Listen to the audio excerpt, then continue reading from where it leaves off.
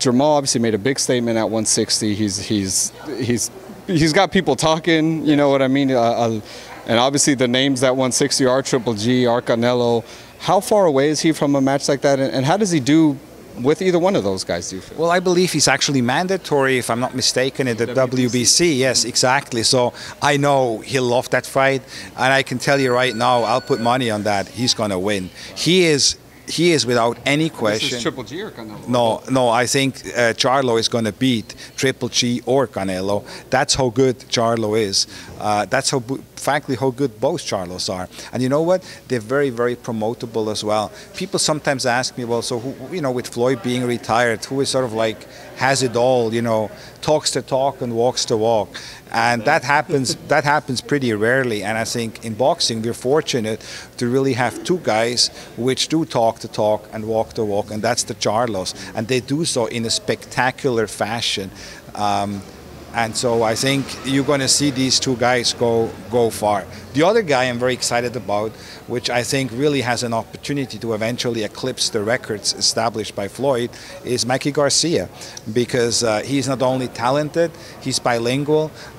He can move in and around 3 weight classes, you know, 135, 130, 35, 40, 47, you know, I mean, he is and loves to challenge himself, and that's what fight fans like.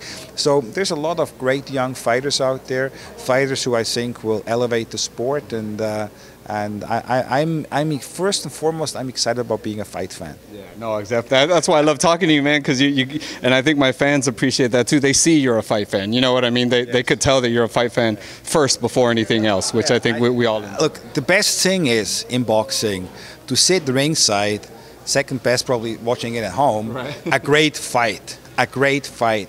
I mean, I've been at World Cup soccer finals, I've been at NBA Game 7s, I've been at the baseball, you know, I was at the Game 7 here at Dodger Stadium, you know, I mean, you see all these other great fights or great sports, but there is nothing like a great boxing match.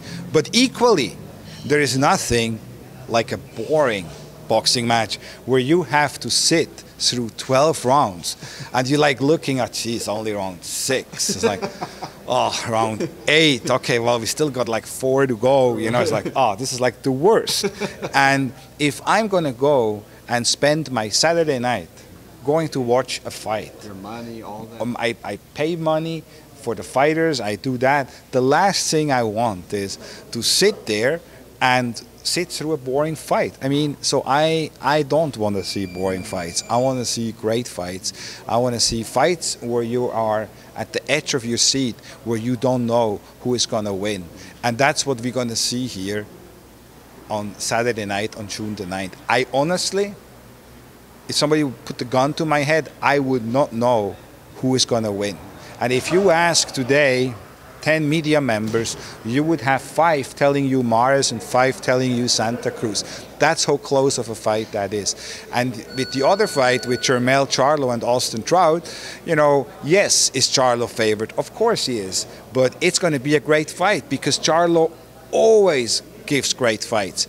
Can the ring savvy and experienced Austin Trout neutralize and stop the Jermall Charlo freight train? We'll see. But that is what makes that fight exciting, and it won't be boring. No, it's definitely true.